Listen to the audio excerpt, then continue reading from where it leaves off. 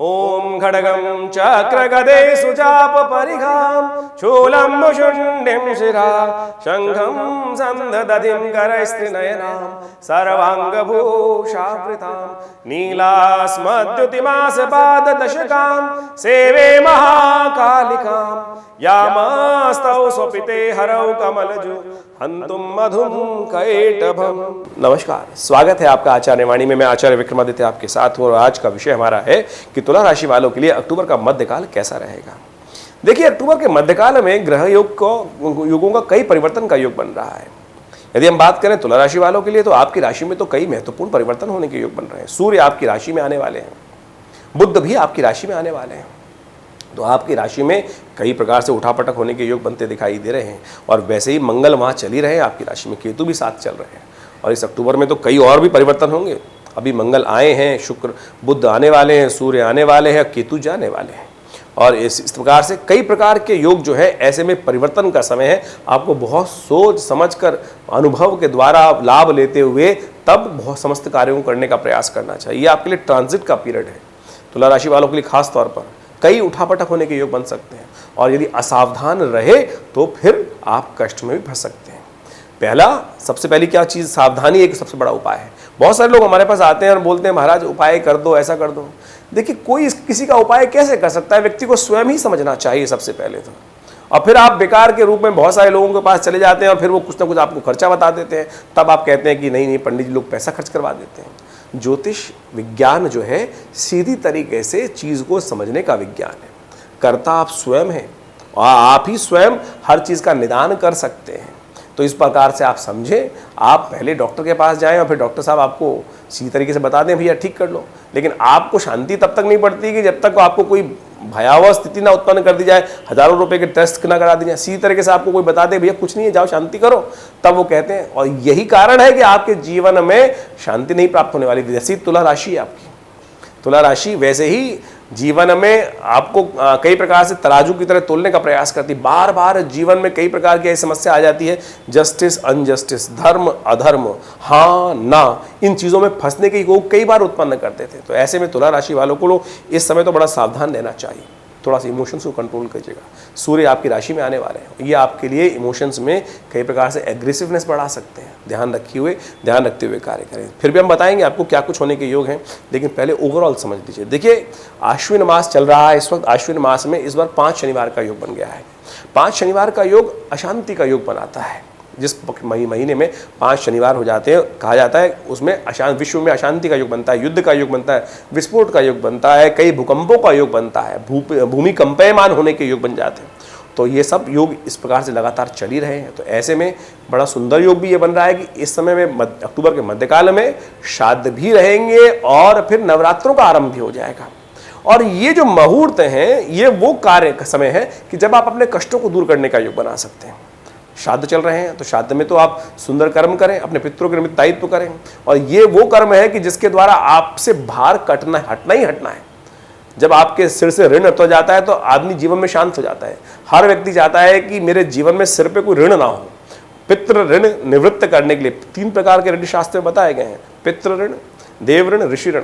ये इस प्रकार से हमें तर्पण कर अपने विशेष तौर पर हम पूजन करके अपने पितृ इत्यादि का समस्त प्रकार से इन ऋणों से मुक्ति की प्राप्ति के योग बना सकते हैं। तो अवश्य वो सारे कर्म जो आपको करने हैं वो हम बताएंगे, कौन सी तिथि के अनुसार से कैसा योग रहेगा वो सब बताएंगे। बुध भी परिवर्तन की तरफ जा रहे हैं और इस संसार के लिए बड़ा अच्छा योग बन रहा है। वृष्टि होने के सुंदर योग बनते दिखाई दे रहे हैं और ऐसे में सुंदर वृष्टि होकर आगे लाभ भी दे सकती है। तो उसका और एक बात और ध्यान रखें, यदि हम बात करें पक्ष की, तो इसमें एक तिथि बढ़ी और एक तिथि घट गई। कहा जाता है तिथि जहाँ पक्ष में घटे और फिर बाद में बढ़ जाए तो उससे क्या होता है कि भाव में जो सट्टे इत्यादि काम कर रहे हैं, कई प्रकार का शेयर स्पेकुलेशन बिजनेस में है, उनको बड़ा सावधान रहना चाहिए।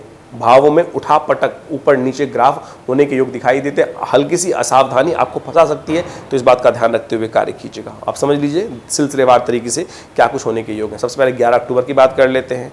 ऐसे में आश्विन मास चल रहा है, कृष्ण पक्ष विद्यमान है, बुधवार का अवसर है, द्वादशी तिथि है, द्वादशी का श्राद्ध इस दिन किया जाएगा। ग्रह गणना जो है आपके लिए अनुकूल बनी हुई है, अच्छा है। लाभ के संकेत आपको प्राप्त होते दिखाई दे रहे हैं। यदि थोड़ा तटस्थ होकर काम करेंगे तो धन लाभ के अच्छे अवसर आपको प्राप्त हो सकें। जल्दबाजी नहीं करनी है। इस वक्त ग्रह आपको दिखा रहा है कि थोड़ी बहुत छटपटाहट, जल्दबाजी, आकुलाहट बहुत ज़्यादा है, लेकिन थोड़ा बैलेंस होकर काम कर लेंगे तो बहुत सुंदर आपके लिए रास्ता बनेगा। द्वादशी का श्राद्ध है तो और विशेष तौर पर बुधवार का अवसर है, ऐसे में गौ सेवा करें, पालक इत्यादि गाय को दें, कल्याण होगा। 12 अक्टूबर की याद करें तो 12 अक्टूबर को बृहस्पतिवार का अवसर, त्रयोदशी तिथि, और त्रयोदशी तिथि कन्या राशि में चंद्रमा का परिवर्तन होगा और ये मध्याह्न के बाद होगा, रात शाम के समय करीब 6:41 पर। वो समय, शाम का समय परिवर्तन आपके लिए कष्ट दे सकता है। सुबह आपके लिए दिन अनुकूल है। स्वास्थ्य का ध्यान रखिएगा, बेकार के जुर्माने, कोई नेगेटिव न्यूज़ ना प्राप्त हो, इस बात का ध्यान रखने का आपको प्रयास करना चाहिए। कैसे कर सकते हैं, उपाय हम बता रहे हैं आपको।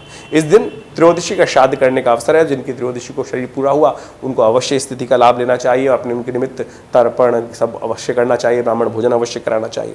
प्रदोष भी है और साथ साथ मासिक शिवरात्रि का योग भी है। शाम के समय चंद्रमा परिवर्तन की तरफ जा रहे हैं जो आपके लिए अनुकूल नहीं है, तो ऐसे में शाम के समय जब सूर्य अस्त हो जाए भगवान शिव के मंदिर में जाकर दूध से उनका अभिषेक करिए, आपके लिए समस्त कष्टों को दूर करने वाला योग बनेगा। शिवरात्रि भी है और ऐसे में प्रदोष काल, दोष रहित काल, भगवान शिव की साक्षात कृपा का काल। एक घड़ी में भी अभी थोड़ी देर ओम नमः शिवाय का जप करते हुए श्रद्धा भाव से भगवान का स्तवन कर लेंगे तो देखिएगा कष्ट, आने वाले 3-4 दिनों के कष्ट दूर होने के योग बन जाएंगे। 13 अक्टूबर के दिन हम बात करें, शुक्रवार का अवसर, चतुर्दशी तिथि और चतुर्दशी का श्राद्ध उस दिन किया जाएगा। शुक्रवार का अवसर है, ग्रह योग। आपके लिए थोड़ा स्वास्थ्य के मामले में ध्यान देने की ज़रूरत है, इमोशनली अपने आप को थोड़ा स्ट्रॉन्ग करने की ज़रूरत है। कई बेकार के खर्चे आपके जिम्मे पड़ सकते हैं, ध्यान रखते हुए कार्य करें। सावधानी सबसे बड़ा उपाय है। गौ सेवा आपके लिए सबसे श्रेष्ठ है कि गौ मंदिर में, गौशाला में जाकर थोड़ा ज्वार इत्यादि, हरा चारा इत्यादि आपकी राशि के अनुसार से यदि गाय को खिलाएंगे तो आपके लिए बड़ा अनुकूल रहेगा। 14 तारीख की यदि हम बात करें तो उस दिन शनिवार का अवसर, अमावस्या, शनिचरी अमावस्या का योग। और इस दिन पूरे वर्ष में जितनी भी अमावस्याएं आती हैं सबसे श्रेष्ठ अमावस्या कही गई है। ऋण मुक्ति के निमित्त, पितृ ऋण मुक्ति के निमित्त, सर से बाहर उतारने के निमित्त हर व्यक्ति को अपने कुछ कर्तव्य हैं जो अवश्य पालन करने चाहिए। इस संसार में अपने पितरों के निमित्त ये इस अमावस्या के दिन अवश्य ब्राह्मण भोजन, गौग्रास अवश्य निकालने का प्रयास करें। गायत्री का जप, गायत्री से तर्पण, अपने पितरों के निमित्त तर्पण, ये जो कर लेते हैं उनके कई प्रकार के जो कष्ट है, आशीर्वाद तो मिलता ही मिलता है पितृजनों का, और समस्त प्रकार के कष्टों, ये अतज्य वर्ग कर्म कहे गए हैं कि किसी भी प्रकार से इनको छोड़ना नहीं चाहिए। पूजा पाठ आपकी श्रद्धा है, करो ना करो, लाभ मिलेगा नहीं मिलेगा वो आपके ऊपर है, लेकिन ये है अगर छोड़ दोगे तो फिर कई गुना भार अधिक आपके जीवन में आ जाएगा। तो इसलिए भारतीय संस्कृति का एक सुंदर, एक बहुत प्रमाणित तरीका है। इसमें कई लोग अनेक प्रकार से भ्रांति उत्पन्न कर देते हैं, तो जो भ्रांति में फंस गए उनको तो कौन समझाएगा।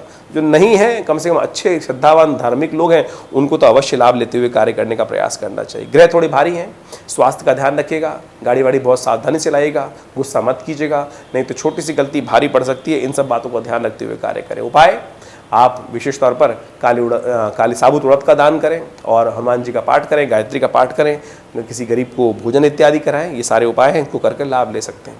15 तारीख की तिथि बहुत शुभ है। शारदीय नवरात्र आरंभ हो रहे हैं, पक्ष परिवर्तन की तरफ योग जा रहा है। आश्विन कृष्ण पक्ष से खत्म हो गए, शुक्ल पक्ष आरंभ हो रहा है और नवरात्र आरंभ हो रहे हैं, शारदीय नवरात्र। इस बार भगवती जो आ रही हैं, कहा जाता है सिंह पर, गज पर आरूढ़ होकर आ रही हैं, और गज पर आरूढ़ होकर भगवती जब आती हैं तो महालक्ष्मी की सुंदर कृपा प्राप्त करने का योग बनता है। महालक्ष्मी और गज का बहुत सुंदर योग है शास्त्र के अनुसार से, और ऐसे में माँ भगवती का गज पे आरूढ़ होकर आना, हाथी पर आरूढ़ होकर आना इन नवरात्रों पर शास्त्र के अनुसार से बड़ा सुंदर प्रमाणित योग देता है और समस्त प्रकार के कष्टों को दूर करने वाला रहेगा। हमने भी इस योग को देखते हुए सुंदर तरीके से विवेकानंद योगाश्रम में 9 दिवस पर्यंत दुर्गा सप्तशती का यज्ञ रखा है। दुर्गा सप्तशती का पाठ तो है, साथ में यज्ञात्मक पाठ है जो पिछले करीब अनेक वर्षों से हमारे आश्रम पे किया जाता है। जो भगवती का श्री विग्रह 1947 में 400 साल पुराना भगवती का श्री विग्रह है, बहुत विशाल मंदिर। जब वहाँ तोड़ने का प्रयास किया गया तो कोई महानुभाव बड़ी मुश्किल से संदूक में बंद करके वो श्री विग्रह हमारे आश्रम में लेके आए, और गुरुदेव की कृपा से वो आज भी भगवान भगवती का श्री विग्रह सुंदर तरीके से विवेकानंद योग आश्रम में विद्यमान है। उनके दर्शन कर लेने मात्र से समस्त प्रकार के जो पुण्य जाग जाते हैं, भगवती कृपा प्राप्त होती है। आप भी उनका दर्शन कर सकते हैं, और नवरात्रों में तो विशेष तौर पर आश्रम पे सुंदर तरीके से दुर्गा सप्तशती का नित्य पाठ रहेगा, आप भी उसमें सम्मिलित हो सकते हैं और सुंदर लाभ ले सकते हैं। ग्रहों की गणना विशेष तौर पर आपके लिए यदि हम बात करें तो बहुत सुंदर है। धन आगमन की सूचना दे रही है। बृहस्पति के साथ चंद्रमा का संबंध सुबह सुबह ही स्थापित हो गया और ये बहुत शुभ रहेगा। नए विचार, नई शक्ति, नव शक्ति का संचार करेंगे। कलश स्थापना बड़ी सुंदर तरीके से कर लीजिएगा, जो पूरे दिन हो सकती है। केवल बुधवार, जो रविवार का अवसर है, जब राहु काल विद्यमान हो तब छोड़ दीजिएगा। बाकी दिन सुबह से लेकर करीब करीब दोपहर तक का समय बड़ा सबसे श्रेष्ठ है। उस समय में करना बड़ा कल्याणकारी योग बनाने वाला रहेगा। माँ भगवती की, दुर्गा की आराधना करने से समस्त प्रकार की कष्ट दूर होने के योग बनेंगे। 16 तारीख की ग्रह गणना विशेष तौर पर दिखा रही है कि उस दिन सोमवार का अवसर, द्वितीया तिथि, ब्रह्मचारिणी देवी की आराधना करने का सुंदर अवसर, चंद्र दर्शन होने का योग बन रहा है। ऐसे में कोशिश ये करें शाम के समय जब चंद्र दर्शन हो तो माँ भगवती चंद्र का दर्शन करने के उपरांत गौ सेवा करें, माता पिता का आशीर्वाद लें। ग्रह गणना बड़े अनुकूल है आपके लिए। जिस भी कार्य में हाथ डालेंगे कहीं ना कहीं पॉजिटिव रिजल्ट्स आते दिखाई दे रहे हैं। लेकिन वहाँ पर आपकी राशि के अनुसार से यदि हम बात करें तो मंगल थोड़े कमज़ोर होकर बैठे हुए हैं। ऐसे में मंगल को शक्ति देने का आपको प्रयास करना चाहिए। मंगल को शक्ति किस प्रकार से दी जाएगी? देवी माँ भगवती ब्रह्मचारिणी का स्तवन करें। माँ की कृपा जब हो जाती है तो समस्त ग्रह भी अनुकूल हो जाते हैं। या देवी सर्वभूतेषु मातृरूपेण संस्थिता नमस्तस्यै नमस्तस्यै नमस्तस्यै नमो नमः, इस मंत्र का जप करें, कल्याण होगा। 17 तारीख की ग्रह गणना भी समझ लीजिए। उस दिन सूर्य का परिवर्तन होने का योग बन रहा है। सूर्य तुला राशि में प्रवेश करेंगे 12वें भाव से निकलकर। ऐसे में थोड़ा समय आपका महत्वाकांक्षी हो सकता है। अपनी महत्वाकांक्षा को थोड़ा कंट्रोल करने का आपको प्रयास करना चाहिए और थोड़ा एग्रेसिवनेस को कंट्रोल करने का प्रयास करना चाहिए। चंद्रमा परिवर्तन की तरफ जाएंगे और मध्याह्न काल में वृश्चिक राशि में परिवर्तन होगा। और जो विशेष तौर पर सूर्य जो है वो रात्रि में करीब 1:30 में परिवर्तन का योग बनाएंगे, तो संक्रांति अगले दिन मानी जानी चाहिए। ऐसे में कष्टों को दूर करने के लिए एक बड़ा सुंदर योग बन रहा है। माँ भगवती चंद्रघंटा की आराधना की जाती है तृतीय दिवस पर। तो माँ भगवती की चंद्रघंटा की आराधना करते हुए अपने ग्रहों को शुभ करने के लिए भगवती को सिंदूर अर्पित किया जाता है। इस दिन भगवती को सिंदूर अर्पित करने से और ये सब करने से कल्याण के योग बनेंगे, कष्ट दूर होंगे। तो ये सुंदर लाभ आप लेने का प्रयास कीजिए। 18 तारीख को ग्रह गणना विशेष तौर पर जो बन रही है वो आपके लिए इमोशंस को थोड़ा कंट्रोल करने की ज़रूरत है। चंद्रमा थोड़े कमज़ोर हो गए हैं और चंद्रमा कमज़ोर होकर आपके लिए थोड़ा सा इमोशनली सेटबैक उत्पन्न कर सकते हैं। आपको थोड़ा ध्यान रखते हुए कार्य करना पड़ेगा, अन्यथा कष्ट होने के योग बन सकते हैं। ऐसे में अननेसेसरी खर्चे आपके जिम्मे पड़ सकते हैं। खर्चों से बचने का आपको प्रयास करना चाहिए। बेकार के खर्चों पे ध्यान देने का प्रयास करना चाहिए। जहाँ लीकेज है उनको बंद करने का प्रयास करना चाहिए। आपकी किस्मत खुलेगी माता जी के आशीर्वाद से। अपनी माता जी का आशीर्वाद लेकर सुबह सुबह जो भी काम कर रहे हो उसमें ध्यान देने का प्रयास कीजिए। आप माता जी के आशीर्वाद से कल्याण के योग बनेंगे। बुध परिवर्तन की तरफ जा रहे हैं। बुध भी तुला राशि में आ रहे हैं। ये आपके लिए बहुत शुभ आगमन है, सुंदर आगमन है। और ऐसे में लेकिन बुध थोड़े अस्त हैं। बुध को शक्ति दिया, हरी चीज़ों का दान किया आपने तो बहुत कल्याणकारी योग बन सकते हैं। किसी गौशाला में, किसी देवस्थान में, मंदिर में फल सब्जियों, जो सब हरी सब्जियां हैं उनका दान करने का प्रयास कीजिए, वो आपके लिए सुंदर रहेगा। और संक्रांति भी है, अन्न इत्यादि का संक्रांति का पुण्य है, क्योंकि पिछले दिन संक्रांति जब हुई तो रात को 1:30 बजे करीब चंद्रमा सूर्य का परिवर्तन हुआ। अगले दिन संक्रांति का पुण्य माना जाएगा। तो आप एक काम कर सकते हैं, अन्न का दान, खिचड़ी का दान, गर्म वस्त्रों का दान अवश्य करने का प्रयास कीजिए। सुबह से सर्वार्थ सिद्ध योग विद्यमान रहेगा, जो करीब करीब रात्रि में 8:30 बजे के बाद तक रहेगा। तो इसका लाभ ले सकते हैं। नए कार्यों को आरंभ करने के लिए केवल मध्याह्न का समय जो विशेष तौर पर रहेगा उसको ध्यान रखिएगा कि जो अभिजीत मुहूर्त का समय उस दिन नहीं रहेगा, क्योंकि उस दिन उस समय पे विशेष तौर पर राहु काल विद्यमान रहेगा। 19 तारीख की ग्रह गणना विशेष तौर पर समझ लीजिए क्या कुछ कह रही है आपके लिए। पंचमी का अवसर है, बृहस्पतिवार है और नवरात्र का पंचम दिवस है। स्कंद माता भगवती की आराधना करने का सुंदर स्वरूप, मातृ स्वरूप भगवती का है, उनकी आराधना करने का सुंदर अवसर है। ग्रह योग आपके लिए अनुकूल बने हुए हैं, लेकिन चंद्रमा थोड़ा ढीला है। तो ऐसे में माँ का आशीर्वाद, माँ का स्तवन, दूध का दान, चावल का दान, खीर का भोग भगवती को लगाना, छोटे बच्चों में दूध का वितरण करना, ये सारे उपाय हैं, बड़े श्रेष्ठ हैं। इनको आप करने का प्रयास कीजिए, कल्याण होगा। वहीं 20 तारीख की यदि हम बात करें तो उस दिन शुक्रवार का अवसर है, षष्ठी तिथि विद्यमान है। माँ भगवती कात्यायनी की आराधना का सुंदर अवसर है। और ऐसे में रवि योग भी विद्यमान हो रहा है, जो सुबह सूर्योदय से लेकर रात्रि में करीब करीब 8 बजे तक विद्यमान रहेगा। तो नया कार्य आरंभ करने का सुंदर अवसर रहेगा। बस ध्यान रखिएगा समय का सदुपयोग हो, समय कहीं वेस्ट ना जाए।